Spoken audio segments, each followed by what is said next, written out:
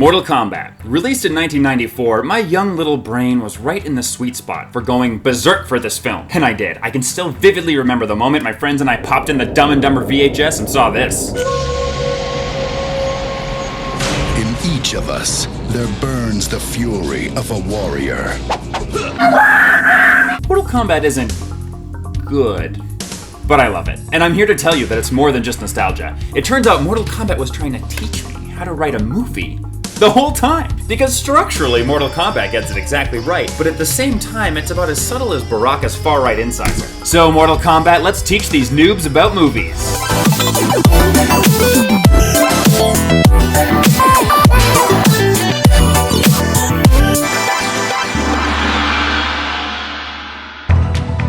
In Star Wars, Luke wants to stop the Death Star. Indiana Jones wants the Holy Grail, and in Mortal Kombat, same thing.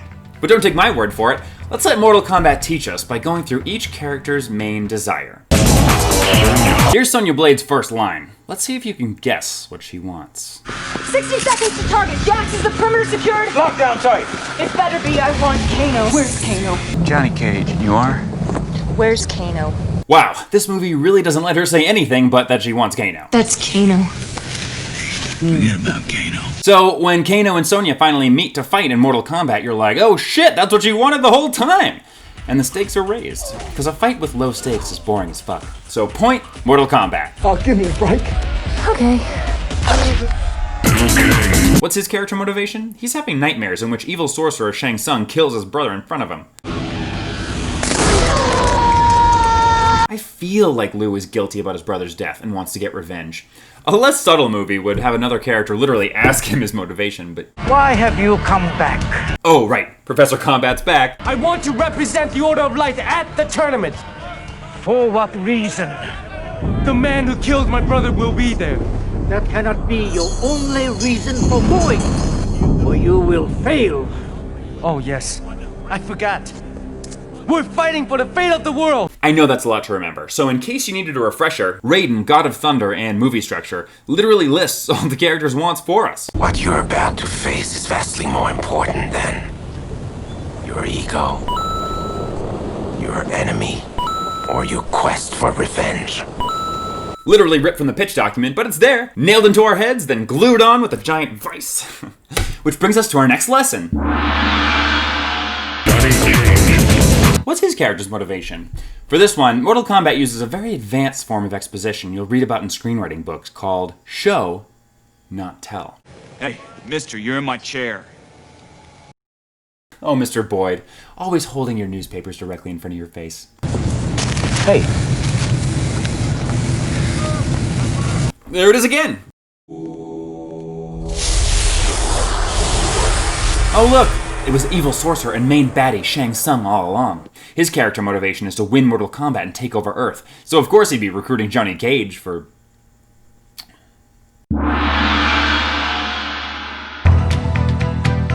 In any good script, your character has to want something, but something about them is holding them back. I trust one person on this planet, Jax. You're talking to her. Sure, I can help you find him. Out of my way. When I want backup, I'll radio for it. I don't need your help. Well, Sonya works alone, okay? She works alone! She works alone! Her obstacle is that she doesn't accept help from others! Eventually, Johnny Cage selflessly defeats Goro to save her, and she begins to start to trust people. You are the most egotistical, self-deluded person I have ever met. Yeah, well, you forgot good looking. Fast forward to the end of the movie where Shang Tsung has captured her, and she says, My friends will come. Bam! Just like that. That's all there is to it. Johnny Cage, on the other hand, thinks he's trying to convince the press that he's real, when in reality, he has to convince himself. But don't figure that out with subtle dialogue, just let Raiden tell us. You, Johnny, are afraid you're fake. See? Johnny Cage's obstacle is illuminated in the middle of Raiden's These Are Your Obstacles lecture at Combat College about halfway through the film. Raiden describes essentially how every movie works. Only one thing can defeat you. Your own fear. In Act 2 of the movie, the characters are trying to win, maybe even think they've won, but can't, or haven't truly won because they haven't learned the lesson from the B story yet. And usually that lesson is to believe in yourself. For example, let's check out Johnny Cage's arc.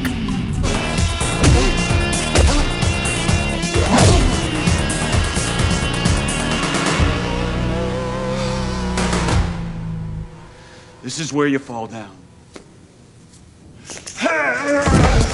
And then later in the movie, Challenging Goro, eh? Are you that eager to die? I'm not the one who's gonna die. What have you done? I made a choice. This is our tournament, remember? Mortal Kombat. We fight it.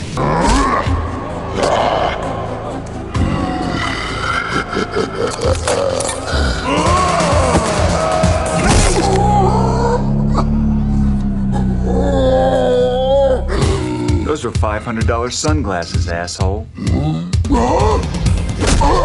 This is where you fall down.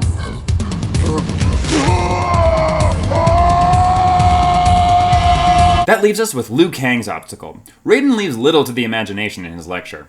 You fear your own destiny. It has brought you guilt for the death of your brother. I am responsible for Chan's death. No. Every mortal is responsible for his own destiny. Despair is the most dangerous fear of all.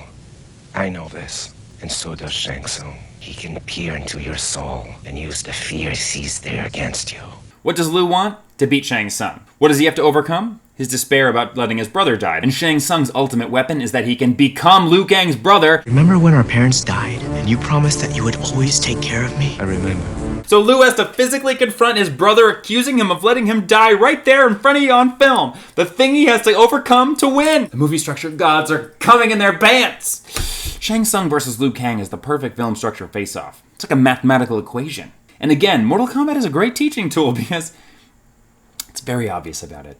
You fear your own destiny. I'm not afraid of my destiny. Every mortal is responsible for his own destiny. Every man is responsible for his own destiny. I am responsible for Chan's death. Shang Tsung killed my brother!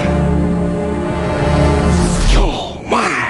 And as mind-numbingly obvious as this all is, I still get goosebumps watching Liu Kang defeat Shang Tsung every time. Even watching it now, I'm getting goosebumps. Tons of movies with better dialogue suck balls because they never clearly establish the character's wants, obstacles, and don't signal that they've overcome them to beat the final baddie.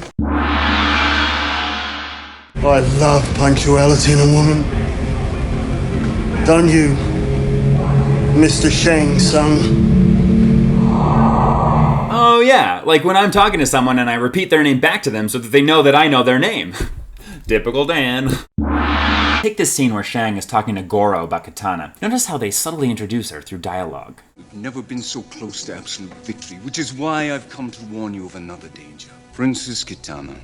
The Emperor's adopted daughter? Why should I worry about her? Can you imagine if this was real life? Hey Bill, have you seen Zach? My best friend for 30 years? Why do you want to see him? Do you have my library book? I need to return it. A bundle of pages with words printed on them? That was due weeks ago. Hey Tiffany, how's your ex-boyfriend? The tattooed loser who's never going anywhere in life? Why are you asking about him? Okay, yeah, maybe that last one was realistic. Next, let's check out Liu and Johnny's budding bromance. If you can see behind the overnight welding going on. Hey, pal. When the ship comes in, could you put these on board? You want me to carry your luggage? Yeah. I pay money, you carry the bags. Or is that too complicated? No. I got it. Good.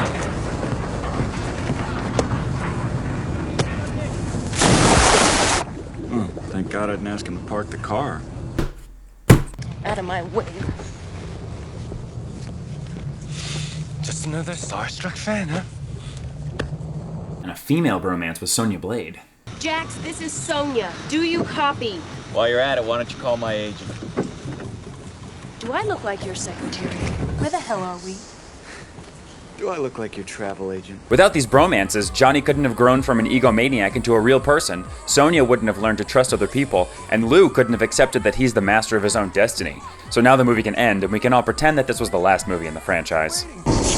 I don't think so. But wait! One more bonus lesson.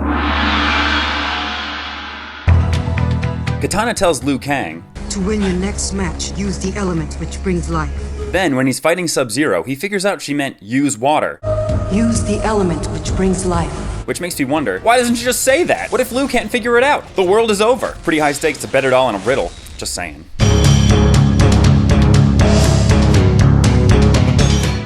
I could honestly talk about this movie for days, but when it comes to writing films, that's all that Mortal Kombat can teach us. Every character must want something, every character must have an obstacle, and you can't beat the bad guy unless you overcome your obstacle. So if you haven't seen it already, get out there and download Mortal Kombat. You might learn something.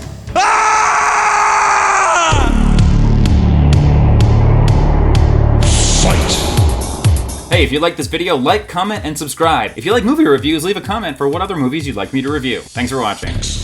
Oh yeah, that looks good. Oh, I'll do that. I like that one too.